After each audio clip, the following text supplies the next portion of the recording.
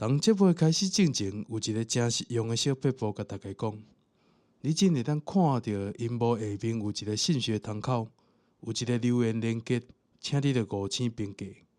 那如果你听完超级介意，你嘛会当互我图呢，请我食一顿碗粿。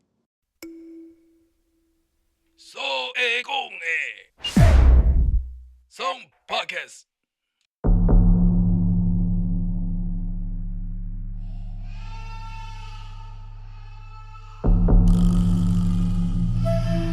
台湾人讲的聊斋，有争议的妖狐鬼怪，所会讲互你了解。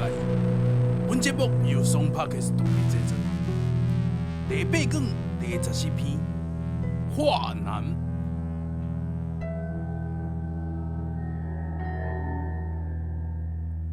这苏州啊，无笃定有一个姑娘，一暝伊当厝内底因兜的园仔同遐咧坐啦吼，毋知影是咧乐园还是安那，煞雄雄一粒流星啊，对天顶栽落来啊，拍着伊的头壳啊！啊，这姑娘啊，煞倒当涂骹啦，死死昏昏去啊！这姑娘的爸母啊，年岁足大，佫无后生。干那即个孤女安尼啦，啊，看伊安尼哦，哇，强要一命乌哀哉啊！哇，连面着发救人。